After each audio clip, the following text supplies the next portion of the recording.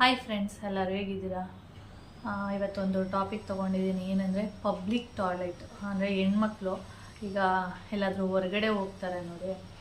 ಅಂದರೆ ಈಗ ನಾನೇ ಇಲ್ಲಿಂದ ಮಳವಳ್ಳಿಗೆ ಹೋಗ್ತೀನಿ ಅಂದರೆ ಪಬ್ಲಿಕ್ ಟಾಯ್ಲೆಟ್ ಯೂಸ್ ಮಾಡಬೇಕಾಗುತ್ತೆ.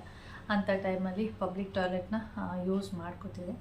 ಅಲ್ಲಿ ಒಂದಷ್ಟು ಎಕ್ಸ್ಪೀರಿಯನ್ಸು ನನಗಾಗಿದೆ.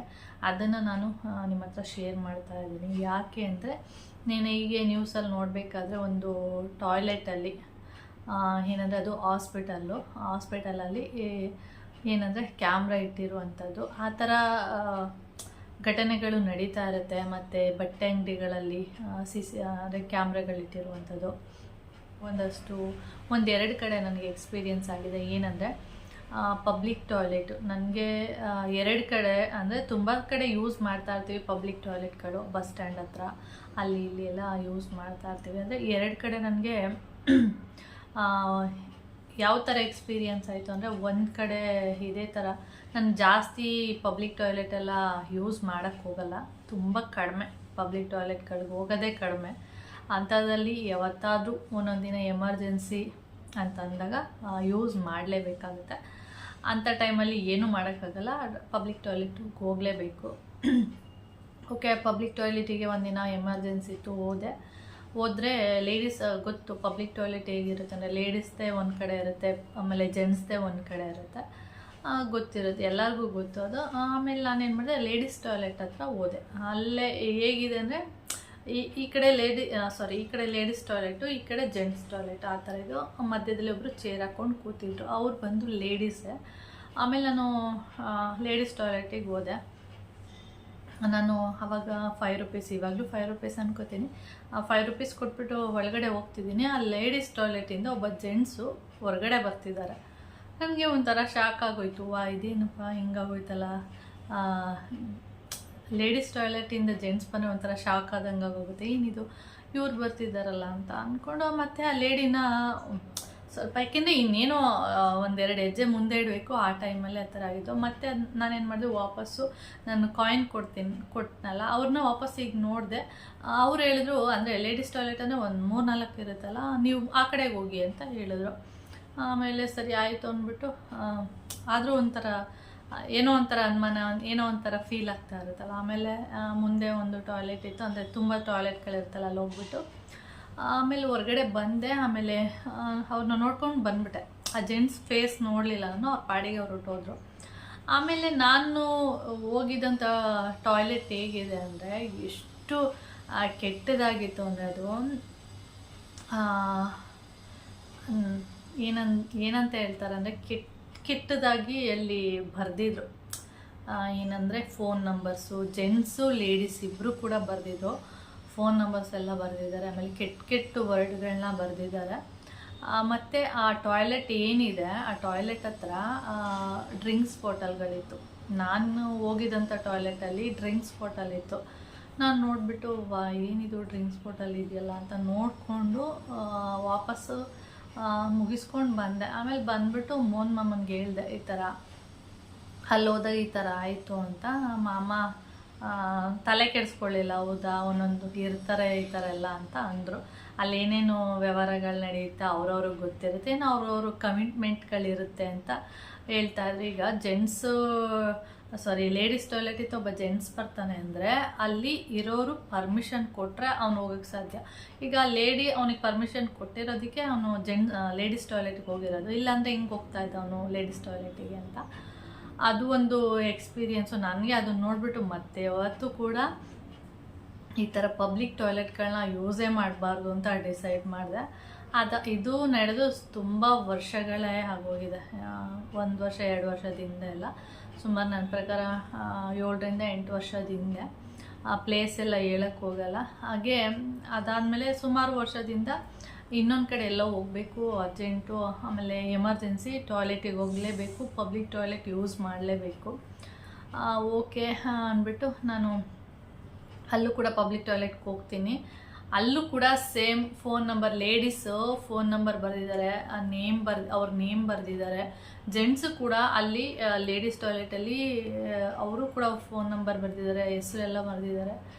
ಏನಪ್ಪ ನಾನು ಬಂದಿದ್ದ ಟಾಯ್ಲೆಟ್ಗಳು ಅಂದರೆ ಪಬ್ಲಿಕ್ ಟಾಯ್ಲೆಟ್ಗಳೇ ಈ ಥರ ಆಗೋಗಿದೆಯಾ ಏನು ಅಂದ್ಕೊಂಡು ಅಲ್ಲಿ ಡ್ರಿಂಕ್ಸ್ ಬಾಟಲ್ ಆ ಥರ ಎಲ್ಲ ಏನಿರಲಿಲ್ಲ, ಕೆಟ್ಟ ಕೆಟ್ಟ ವರ್ಡ್ಗಳೆಲ್ಲ ಬರೆದಿದ್ರು. ಆದರೆ ಡ್ರಿಂಕ್ಸ್ ಬಾಟಲ್ ಒಂದಿರಲಿಲ್ಲ ಅಷ್ಟೇ. ಆಮೇಲೆ ಫೋನ್ ನಂಬರು ಅದು ಇದು ಏನೆಲ್ಲ ವರ್ಡ್ಗಳೆಲ್ಲ ಬರೆದಿದ್ರು. ಅದನ್ನು ನೋಡ್ಬಿಟ್ಟು ಇನ್ನಂತೂ ಪಬ್ಲಿಕ್ ಟಾಯ್ಲೆಟೇ ಯೂಸ್ ಮಾಡಬಾರ್ದು ಅಂತ ಅಂದ್ಕೊಂಡಿದ್ದೀನಿ. ಆ ಥರ ಅದಾದಮೇಲೆ ಮತ್ತೆ ನಾನು ಎಲ್ಲೂ ಪಬ್ಲಿಕ್ ಟಾಯ್ಲೆಟ್ ಯೂಸೇ ಮಾಡಿಲ್ಲ. ಏನು ಮಾಡೋಕ್ಕಾಗಲ್ಲ, ಹೆಣ್ಮಕ್ಳು ಎಮರ್ಜೆನ್ಸಿ ಅಂದಾಗ ಯೂಸ್ ಮಾಡಬೇಕು. ಆದರೆ ನೋಡಿಕೊಂಡು ಯೂಸ್ ಮಾಡೋದು ಅಂದರೆ ಹೋಗೋದು ಒಳ್ಳೆಯದು. ಆದಷ್ಟು ಕಡಿಮೆ ಮಾಡಿ ಪಬ್ಲಿಕ್ ಟಾಯ್ಲೆಟ್ಗಳನ್ನ ಯೂಸ್ ಮಾಡುವಂಥದ್ದು. ಯಾಕೆಂದರೆ ಈ ಥರ ನಡೀತಾ ಇದ್ದಾಗ ನಮಗೆ ಇವಾಗ ಒಬ್ಬ ಲೇಡೀಸ್ ಟಾಯ್ಲೆಟಿಂದ ಒಬ್ಬ ಜೆಂಟ್ಸ್ ಬರ್ತಿದ್ದಾನೆ ಅಂದರೆ ನಮಗೆ ಮನಸ್ಸೇ ಆಗಲ್ಲ ಟಾಯ್ಲೆಟಿಗೆ ಹೋಗಬೇಕು ಅಂತ, ಆ ಥರ ಆಗಿಬಿಡುತ್ತೆ. ಅದರಿಂದ ನೋಡಿಕೊಂಡು ಯೂಸ್ ಮಾಡ್ಕೊಳ್ಳೋದು ಒಳ್ಳೆಯದು. ಆದಷ್ಟು ಹೋಗೋದೇ ಬೇಡ. ಅಕಸ್ಮಾತ್ ಹೋದರೂ ಕೂಡ ಏನು ಮಾಡೋಕ್ಕಾಗಲ್ಲ, ಹೋಗಲೇಬೇಕು.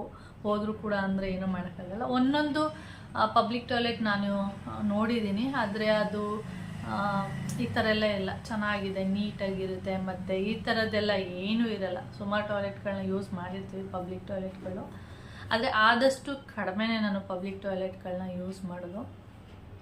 ಆ ಥರ ಎಕ್ಸ್ಪೀರಿಯೆನ್ಸು ಆಗಿದೆ ನನಗೆ. ನಾನು ನಿನ್ನೆ ಒಂದು ನ್ಯೂಸಲ್ಲಿ, ಅದು ಹಾಸ್ಪಿಟಲಲ್ಲಿ ನೋಡ್ಬೇಕಾದ್ರೆ ನನಗೆ ಶಾಕ್ ಆಗೋಯಿತು. ಹಾಸ್ಪಿಟಲಲ್ಲೇ ಈ ಥರ ನಡೆಯುತ್ತಾ ಅಂತ. ಯಾಕೆಂದರೆ ನನಗೂ ಅಲ್ಲಿ ಅಂದರೆ ಎಷ್ಟೊಂದು ಜನ ವರ್ಕರ್ಸ್ ಇರ್ತಾರೆ, ಅಬ್ಸರ್ವ್ ಮಾಡ್ತಾ ಇರ್ತಾರೆ. ಈ ಪಬ್ಲಿಕ್ ಟಾಯ್ಲೆಟ್ಗಳು ಆ ಥರ ಇರಲ್ಲ, ಅಲ್ಲೇ ಬೇರೆ ಥರ ಇರುತ್ತೆ.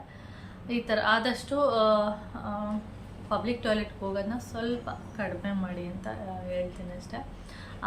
ಹಾಗೆ ನಾವು ಬಟ್ಟೆ ಅಂಗಡಿಗಳಿಗೆ ಹೋಗ್ತಾ ಇರ್ತೀವಿ. ಬಟ್ಟೆ ಅಂಗಡಿಯಲ್ಲೂ ಅಷ್ಟೇ ಬಟ್ಟೆ ಏನಂದರೆ ಟ್ರಯಲ್ ನೋಡೋದಕ್ಕೆ ಆ ಥರದಕ್ಕೆಲ್ಲ ನೋಡ್ತಾ ಇರ್ತೀವಿ.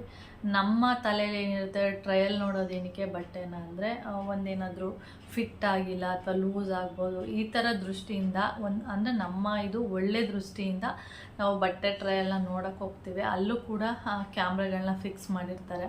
ತುಂಬ ಕಡೆ ಇರುತ್ತೆ ಇದು, ಸುಮಾರು ಕಡೆ ಹಿಡ್ದಿದ್ದಾರೆ. ನಾವು ಅವಾಗೆಲ್ಲ ಇದೇ ಥರನೇ ನ್ಯೂಸಲ್ಲೆಲ್ಲ ಬಂದಿತ್ತು ಬಟ್ಟೆ ಅಂಗಡಿಗಳಲ್ಲಿ. ಅದೂ ಈ ಥರ ಅದು ಕ್ಯಾಮ್ರಾ ಹೇಗಿರುತ್ತೆ ಅಂದರೆ ಚಿಕ್ಕದು, ಗೊತ್ತೇ ಆಗಲ್ಲ ಅಲ್ಲಿ ಕ್ಯಾಮ್ರಾ ಇದೆ ಅನ್ನೋದೇ ಗೊತ್ತಾಗಲ್ಲ, ಆ ಥರ ಇಟ್ಟಿರ್ತಾರೆ. ಅದರಿಂದ ನಾವು ಎಷ್ಟು ಹುಷಾರಾಗಿದ್ರೂ ಕಡಿಮೆನೇ, ಆ ಥರ ಇರುತ್ತೆ.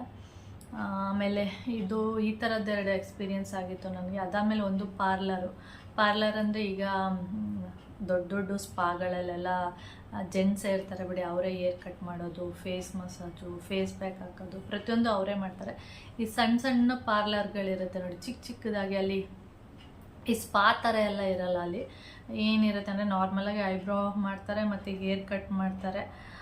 ಈ ಥರ ಸಣ್ಣ ಏನಾದರೂ ಫೇಶಿಯಲ್ ಅಂದರೆ ಸಣ್ಣ ಪುಟ್ಟದು ಅಷ್ಟೇ ಮಾಡೋದು. ತುಂಬ ಎಲ್ಲ ಬೇರೆ ದೊಡ್ಡ ಪಾರ್ಲರ್ ಥರ ಎಲ್ಲ ಇರೋದಿಲ್ಲ. ಅಲ್ಲಿ ಸುಮ್ಮನೆ ಸಿಂಪಲಾಗಿ ಈ ಥರ ಇರುತ್ತೆ. ಅಲ್ಲೂ ಅಷ್ಟೇ ಒಂದಿನ ನಾರ್ಮಲಾಗಿ ಒಂದು ಪಾರ್ಲರ್ಗೆ ಹೋಗ್ತಿದ್ದೆ, ಅಂದರೆ ಬರೀ ಐಬ್ರೋ ಮಾಡಿಸೋದಕ್ಕೆ ಅಷ್ಟೇ ಹೋಗ್ತಾ ಇದ್ದಿದ್ದು, ಇಲ್ಲಾಂದರೆ ಏರ್ ಕಟ್ ಮಾಡಿಸೋದಕ್ಕೆ. ಅಷ್ಟು ಬಿಟ್ಟರೆ ಯಾವತ್ತೂ ನಾನು ಪಾರ್ಲರ್ಗೆ ಅವೆರಡಕ್ಕೆ ಹೋಗ್ತಾ ಇದ್ದಿದ್ದು. ಇವಾಗ ಏರ್ ಕಟ್ಗೂ ಹೋಗಲ್ಲ ಮತ್ತು ಐಬ್ರೋಗೂ ಹೋಗಲ್ಲ, ಅದೆರಡೂ ಕೂಡ ನಾನೇ ಮಾಡ್ಕೋತೀನಿ.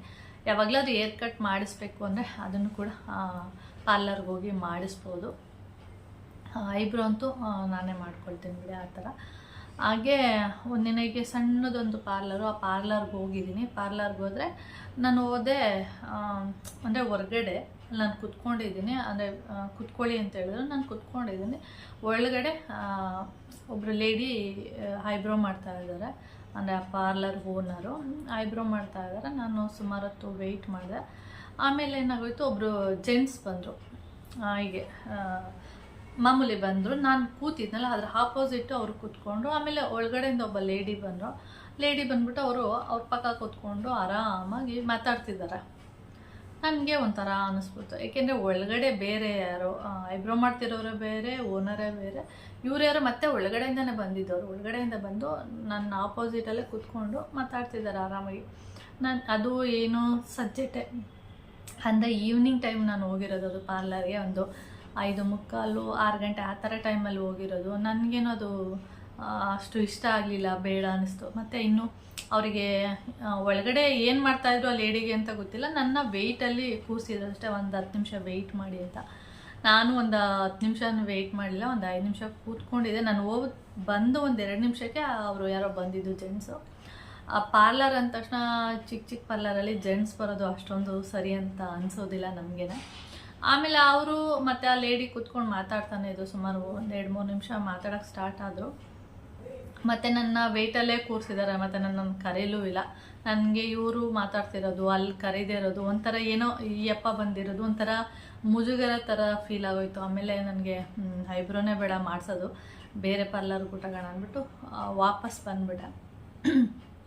ಆಮೇಲೆ ಐಬ್ರೋ ಮಾಡೋರು ಒಳಗಡೆ ಅಂದರೆ ಮಾಡ್ತಾ ಇದ್ರಲ್ಲ ಒಬ್ಬರೇ ಅನಿಸುತ್ತೆ, ಅವ್ರು ಬಂದುಬಿಟ್ಟು ಯಾಕೆ ಊಟ ಹೋಗ್ತಿದ್ದೀರಾ ಇರಿ ಅಂತಂದ್ರೆ, ಇಲ್ಲ ಒಂದು 10 ನಿಮಿಷ ಬರ್ತೀನಿ ಅಂದ್ಬಿಟ್ಟು ಅಂತೆ ಕೆಳಗಡೆ ಇಳಿದು ಬಂದ್ಬಿಟ್ಟು. ಆಮೇಲೆ ಮೋಹನ್ ಕೇಳಿದ್ರು ಏನಾಯಿತು ಅಂತೇಳಿ. ಈ ಥರ ಯಾರೋ ಜೆಂಟ್ಸ್ ಇದ್ದರು ಬಂದರು ನಾನು ಹೋದ್ಮೇಲೆ, ಅದಕ್ಕೆ ಬಂದ್ಬಿಟ್ಟು ಅದೇನೋ ನನಗೆ ಸರಿ ಅಂತ ಅನ್ನಿಸ್ಲಿಲ್ಲ ಅಂತ ಅಂದೆ. ಸರಿ ಆಯಿತು ಬಂದ್ಬಿಟ್ಟು ಬೇರೆ ಪಾರ್ಲರ್ಗೆ ಹೋಗಿದ್ದೆ. ಆ ಥರ ಒಂದೊಂದು ಎಕ್ಸ್ಪೀರಿಯನ್ಸ್ಗಳು ಈ ಥರ ಆಗ್ತಾ ಇರುತ್ತೆ. ನಾವು ಎಲ್ಲೇ ಎಷ್ಟೇ ಹುಷಾರಾಗಿದ್ರೂ ಕಡಿಮೆನೇ ಇದು. ಎಲ್ಲಿ ಯಾವ ಥರ ಆಗುತ್ತೆ ಅನ್ನೋದೇ ಗೊತ್ತಿಲ್ಲ. ಹೊಸ ಥರಗಳು ನೋಡ್ತಾ ಇರ್ತೀವಿ, ಈ ಥರನೂ ಮಾಡ್ತಾರ ಅಂತ ಒಂಥರ ನಮಗೇ ಶಾಕ್ ಆಗಿಬಿಡುತ್ತೆ. ಆ ಥರ ನ್ಯೂಸ್ಗಳು ಬರ್ತಾ ಇರುತ್ತೆ. ಪಬ್ಲಿಕ್ ಟಾಯ್ಲೆಟ್ನೂ ಬಿಡಲ್ಲ, ಮತ್ತು ಪಾರ್ಲರ್ಗಳಲ್ಲೂ ಈ ಥರ ಪ್ರಾಬ್ಲಮ್ಗಳು.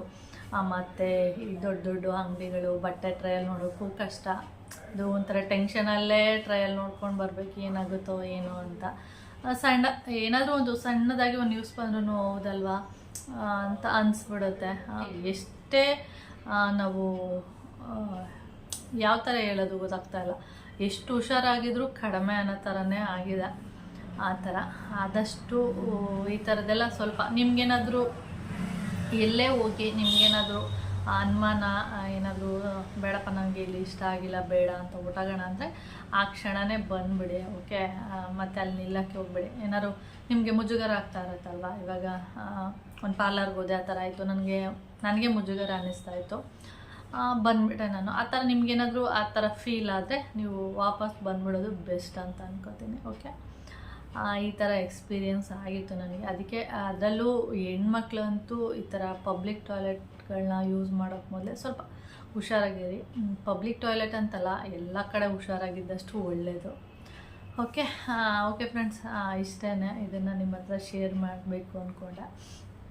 ಹಾಗೆ ಇನ್ನೊಂದು ಹೇಳ್ತೀನಿ, ಪಬ್ಲಿಕ್ ಟಾಯ್ಲೆಟ್ಗಳನ್ನ ಯೂಸ್ ಮಾಡೋಕ್ಕೆ ಮೊದಲು ಏನಂದರೆ ಪಬ್ಲಿಕ್ ಟಾಯ್ಲೆಟ್ ಅಂದ ತಕ್ಷಣವೇ ತುಂಬ ಜನ ಆ ಟಾಯ್ಲೆಟ್ನ ಯೂಸ್ ಮಾಡ್ಕೊಂಡಿರ್ತಾರೆ.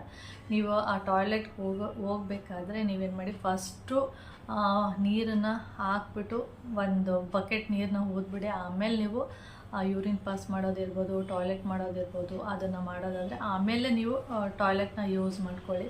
ಯಾಕೆ ಅಂದರೆ ಅಲ್ಲಿ ಇನ್ಫೆಕ್ಷನ್ ಆಗೋದು ಜಾಸ್ತಿ ಇರುತ್ತೆ. ಯಾಕೆಂದರೆ ಮನೆ ಅಂದರೆ ಫ್ಯಾಮಿಲಿ ಮಾತ್ರ ಯೂಸ್ ಮಾಡ್ಕೋತೀವಿ, ಆದರೆ ಪಬ್ಲಿಕ್ ಟಾಯ್ಲೆಟ್ಗಳಂದರೆ ಆ ಥರ ಇರಲ್ಲ.